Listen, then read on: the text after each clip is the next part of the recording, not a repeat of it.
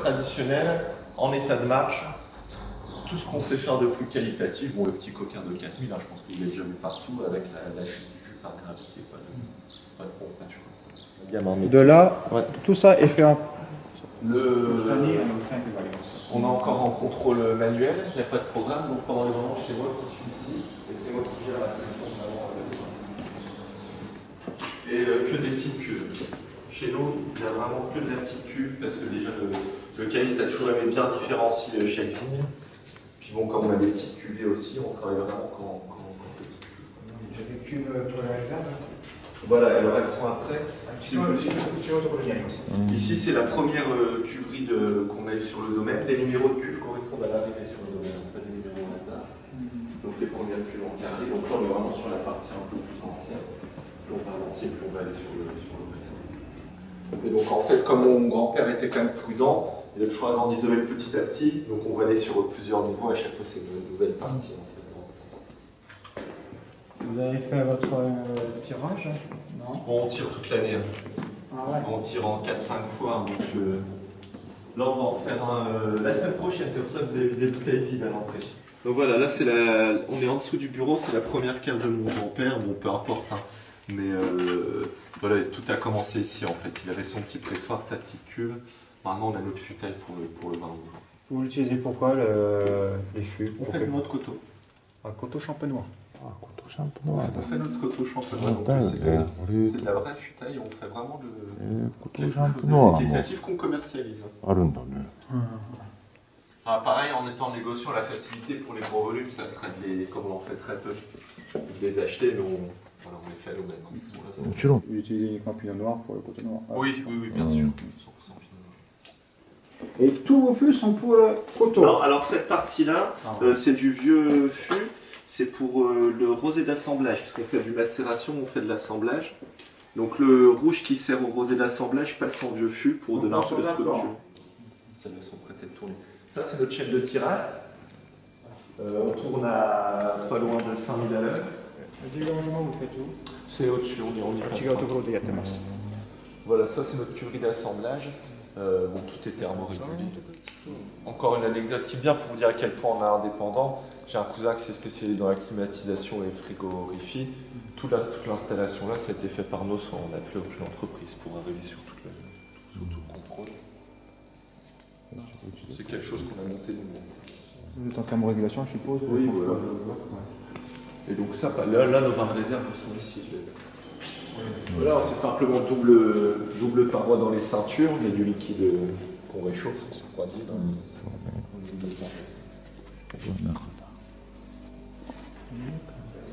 Il y a 5 ans qu'on a commencé à vraiment s'étendre.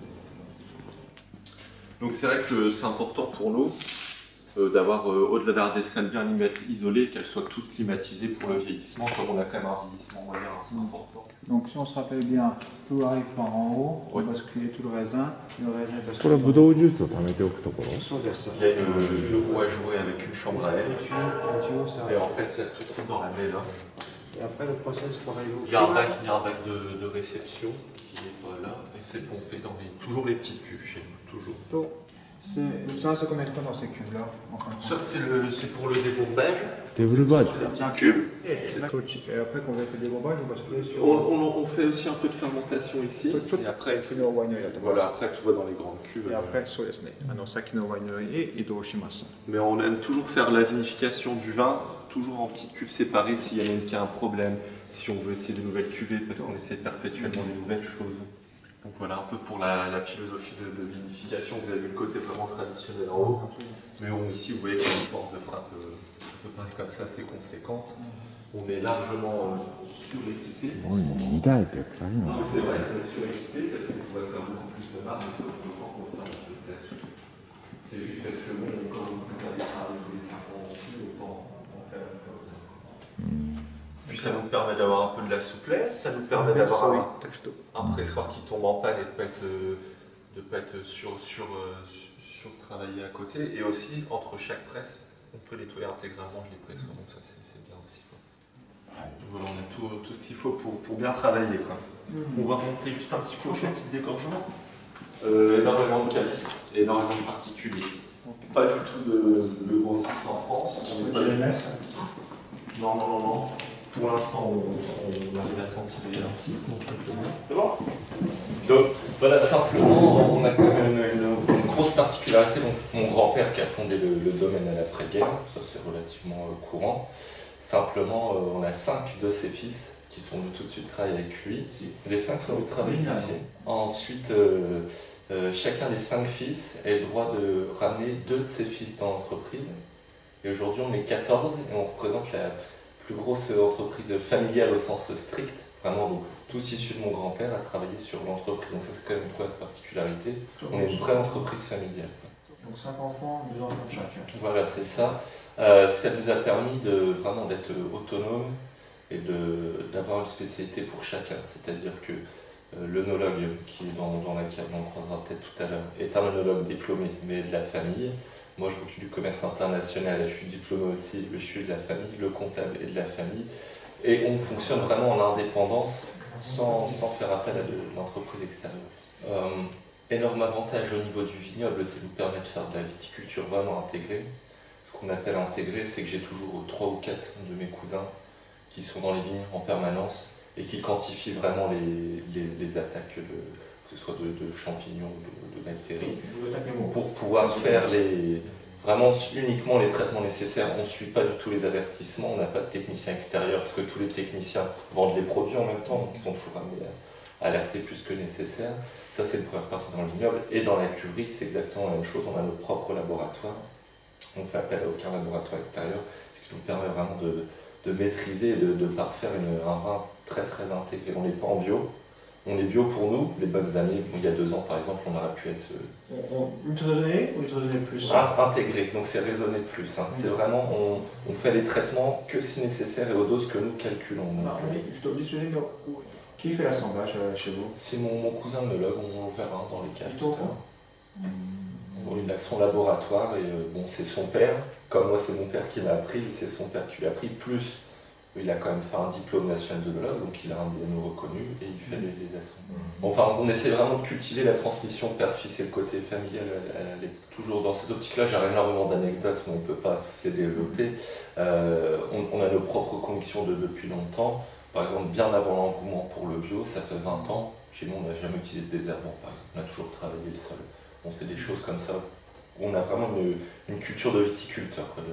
Donc voilà, pour prolonger un petit peu la présentation, on est arrivé de plus en plus nombreux sur cette entreprise. Donc plus on était nombreux, plus on a pu apporter notre petite part de vigne. On s'est, il y a 5 ans, retrouvé avec un bel accroissement de volume, parce qu'il y a eu pas mal de ventes de vignes, on a récupéré pas mal de vignes dans le village. Vous avez combien d'hectares là? Donc voilà, aujourd'hui on a 55 hectares en propre à l'entreprise. Quelle est la répartition des cépages dans les 55 hectares? Alors, comme tout dans la vallée de la Côte des Bas, on a quand même une majorité de pinot noir, de l'ordre de 70%. Ouais. 55 70. Mais là, j'ai pas 5 tonnes. On a 25% de chardonnay, et sur les 5% restants, on a un petit peu de meunier et du pinot blanc aussi. C'est pas quoi en pinot blanc? Non, ça représente 0,03% de vignoble, et c'est interdit à la plantation maintenant. Donc on est... Et donc, ouais, c'est anecdotique, mais on est moins de 10 producteurs en an à le proposer en 100%. On en fait 3000 bouteilles, et elles sont vendues à l'avance, c'est vraiment un très bon. Donc voilà, là je voulais en venir. Donc il y a 5 ans, on a eu ce gros accroissement de volume. En tant que vigneron strict, on n'a jamais soit voulu en vendre quand on en avait trop ou en acheter quand on n'en avait pas assez, parce qu'on n'est pas des négociants, hein, même si on est des négociants. C'est une production de 150 000 bouteilles. Voilà, exactement. Bonjour. Notre monologue, Mathieu. Mais bon, avant toute chose, on est vraiment une famille, il faut venir nous voir quand ça travaille, justement.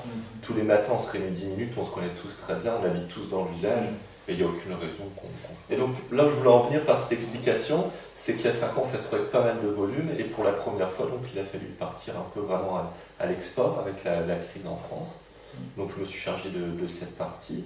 Et voilà, moi, ma stratégie à l'export, c'est celle que j'avais expliquée à CG, je pense que vous avez bien retranscrit. C'est vraiment du long terme, on a besoin d'avoir des partenaires solides, et j'en veux un par pays si vous voulez, mais quelqu'un avec qui je puisse travailler, avec qui je puisse échanger, avec qui on puisse construire sur la durée.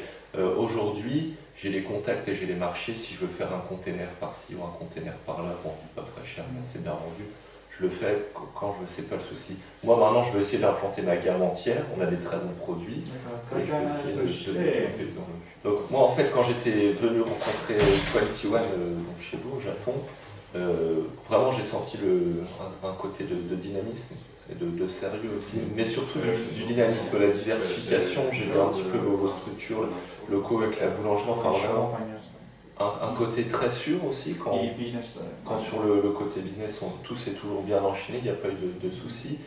Alors voilà, moi comme je vous ai expliqué, dans cette notion de partenariat durable et de développement ensemble, je suis ouvert à tout ce qui pourrait être jugé utile chez vous pour développer, alors que ce soit en investissement propre là-bas, ou en dégustation, ou s'il faut apporter de l'objet publicitaire, ou ma personne pour faire des conférences, je le fais habituellement. Mais ils peuvent me demander tout ce qu'ils veulent, qu'ils jugent utile, s'ils sont motivés. Et juste, je voulais terminer, comme on est toujours sur le même vignoble et sur le même mode de fonctionnement, il y aura vraiment une continuité dans la qualité, quoi. Et c'est ce qui nous a valu d'ailleurs, je montre toujours aussi, on est représenté on fait partie des 9 champagnes agréés par la Reine d'Angleterre, pour la qualité de notre travail. Donc ça c'est un petit médaillon, donc c'est écrit en anglais, vous pouvez le lire. Depuis quand vous l'avez? Ça fait bien 15 ans. C'est servi au palais et c'est un gage de qualité, c'est-à-dire que la Reine a agréé notre champagne. Mais dans cette liste, il y a aussi du thé, il y a des produits alimentaires, il y a une petite liste. C'est toujours une grande question en Champagne d'avoir de la place pour le stockage. Surtout que nous qui ne sommes pas des spécialistes de la rotation rapide. Tu vas pas vous agrandir? On a encore un petit peu de place, mais après, on va falloir quand même se poser par du multisite ou alors creuser. Voilà, là on va arriver sur le chantier de dégorgement. Par ici. Pour leur donner une idée, cette partie c'est réservé qu'à la consommation personnelle et hors de la famille. Les 30 palettes? Oui. Parce qu'avant toute chose, on aime bien le boire aussi, on aime bien ce qu'on fait. Voilà, je le montre toujours parce que c'est là qu'on est des vrais vignerons. Un peu partout, moi, à la taille, je change mon costard, je vais tailler pendant les 3 mois, par exemple. とスタッフですね、18人います。ただ、14人の家族です。 Et quand c'est les vendanges, pareil, je suis occupé, je suis opérateur au pressoir manuel. Voilà le chantier de dégorgement avec un bac assez moderne. Ce qui est bien, c'est qu'on dégorge comme on veut. Nos machines, on les connaît par cœur, donc on peut faire des réglages de liqueur, on peut faire des réglages, on fait vraiment tout. Oui, il y en a une pince dégorgée, je veux dégorger la volée. C'est pas grave, hein, c'est parce qu'il y a un œil. Ah, すごい。 Voilà. On va dire le dépôt là. Ça, c'était la guérite de mon port.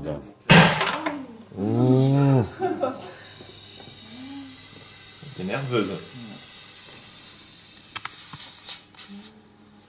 Et, hop, je me serais fait disputer, parce qu'elle est claire, mais j'en ai perdu beaucoup.